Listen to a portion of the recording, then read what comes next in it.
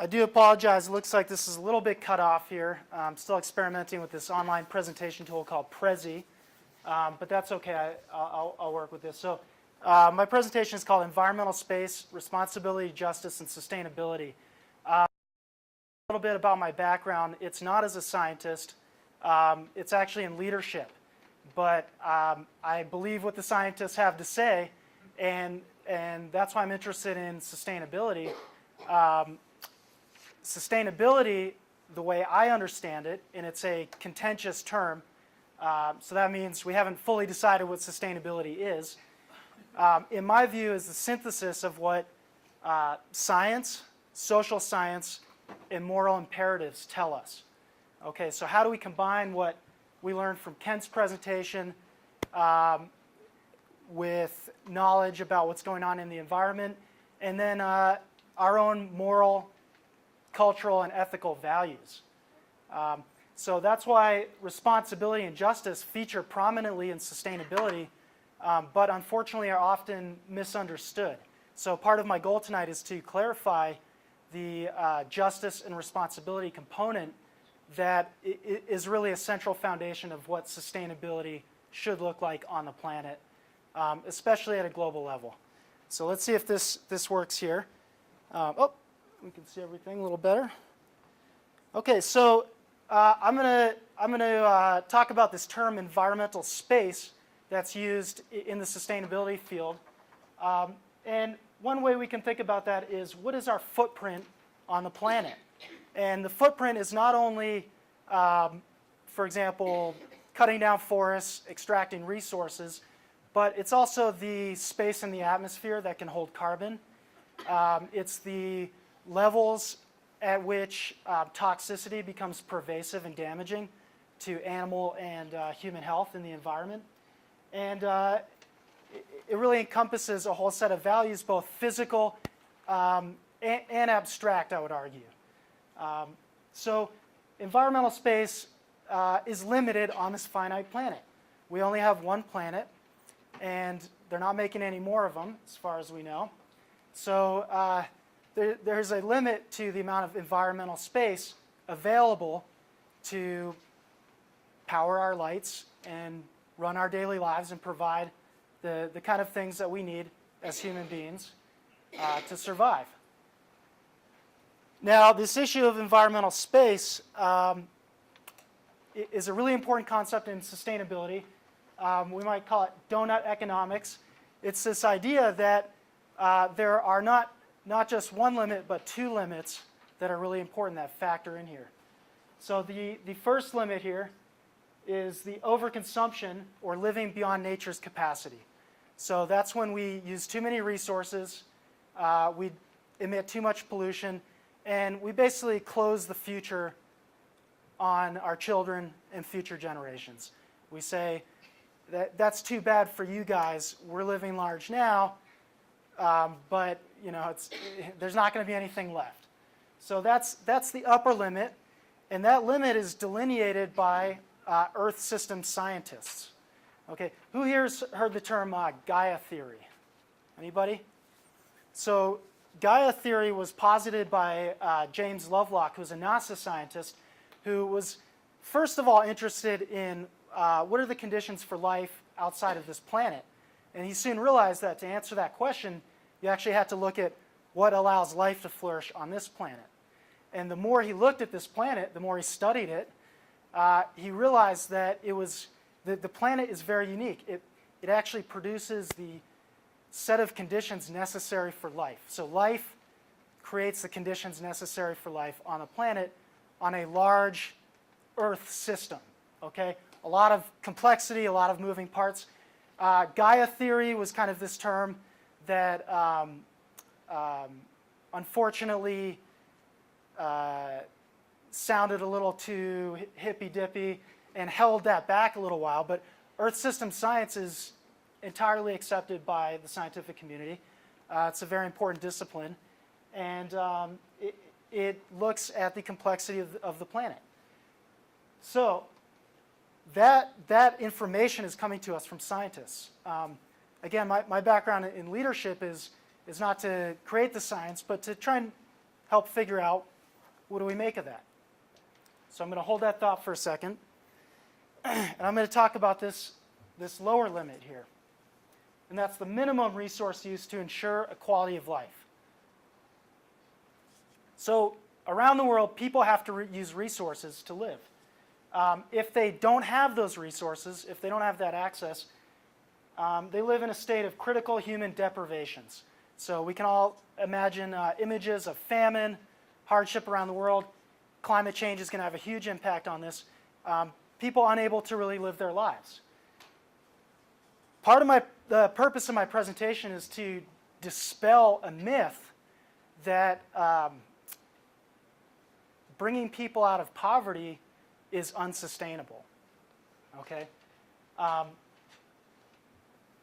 going to talk about that in a second, but I want to go back to this donut concept. This is a framework that we can use to evaluate human activities, policy. It's a leadership tool. It tells us what's our compass, what direction should we go in as a planet.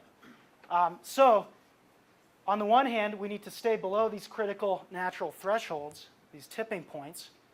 And on the other hand, we need to ensure that people have the basic necessities of life. And so that is the donut. And it's an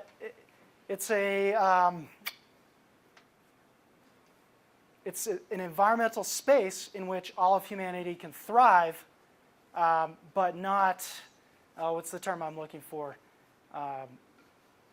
Just not exceed our limits. Okay. So let's look at that. Let's look at what the Earth system scientists are telling us, the climate scientists. I really do apologize. I know it's hard to see these different categories. So let me read through them, starting in the middle there, right here, and going clockwise. These are really important things to the Earth system process that keeps us alive. So we've got climate change, fresh water, nitrogen and phosphorus cycles, ocean acidification, chemical pollution, atmospheric, I got to look upside down. Okay, atmospheric aerosol loading, biodiversity loss, and land use change. And what scientists are telling us is in 3 of these areas, we have already exceeded that environmental ceiling. We're outside of that donut. Climate change, biodiversity loss, and nitrogen and phosphorus cycles. That one I don't understand quite as well. I'd probably defer to Cato on that. Maybe during our Q&A questions, I can ask Cato about that one. So we know we're for example, exceeding. I think our last measurement was there's now 398 parts per million of carbon dioxide in the atmosphere. Scientists tell us that above 350, we're in big. Okay, let's talk about that social foundation. These are categories that social scientists agree are necessary to support the flourishing of human life.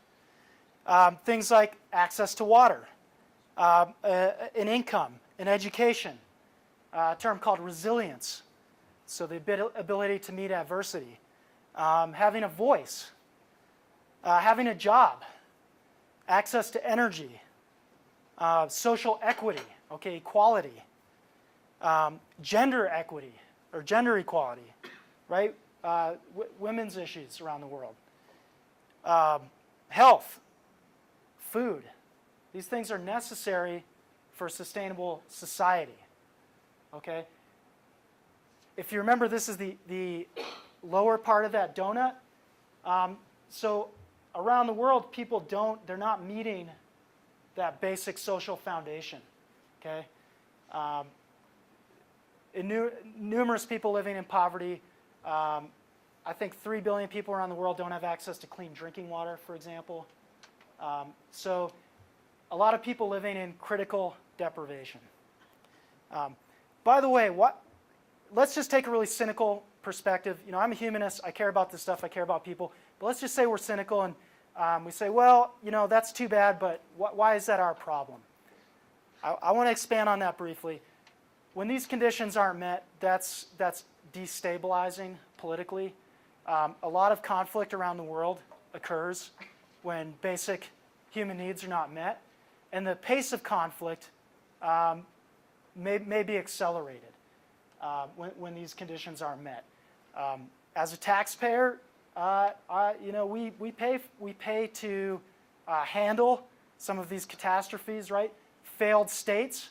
I believe there's a talk on terrorism tonight. Failed states seem to harbor terrorists, right? Lawless, anarchic places. Okay, we don't really want those places in terms of our foreign policy to exist, right? What's the best way to tackle that? Make sure that people have access to the resources that they need so that they won't engage in things like terrorism. There may be alternate viewpoints on that. That's my viewpoint. Okay, so living between the boundary is what we would call an inclusive and sustainable economic development, or a safe and just space for humanity.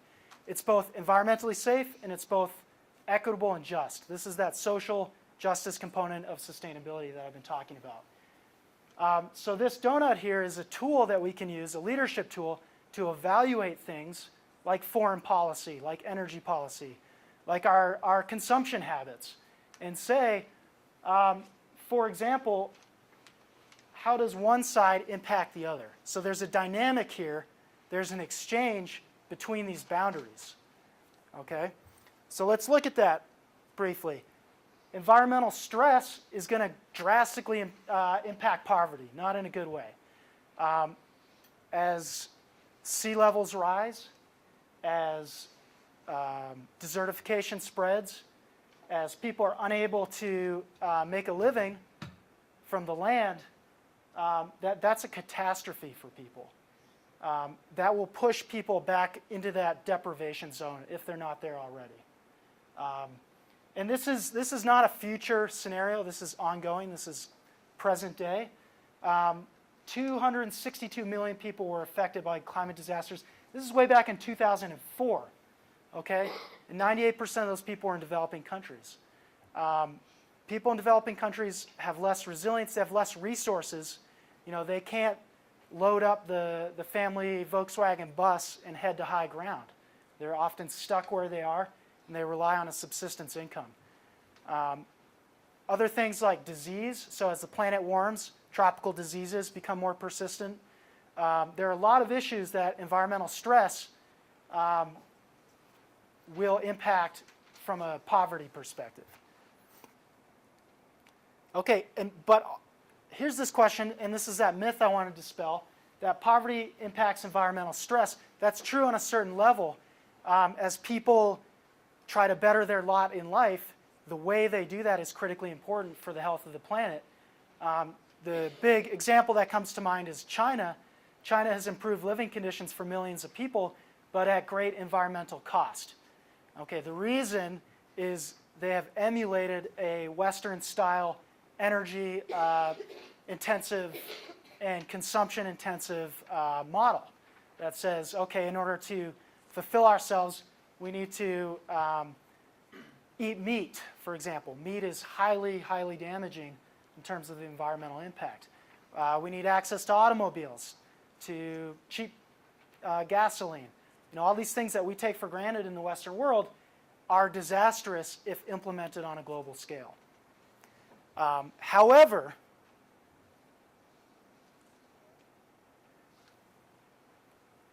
this information comes from the World Watch Institute, Lester Brown, and a lot of other work that's been done. It is possible to lift people out of poverty very, very cheaply. So, for example, currently 1% of the global food supply, if distributed appropriately, could bring 850 million people into that donut in terms of food availability. The amount of waste in our food system is enormous. It's shocking. Energy. 19% of the world's population could be supplied with electricity for less than 1% increase in CO2 emissions. Now, that's very actually specific on the portfolio of energy resources and that sort of thing. But we have the ability, we have the technology to do it. Electricity and access to energy is more important than you might think.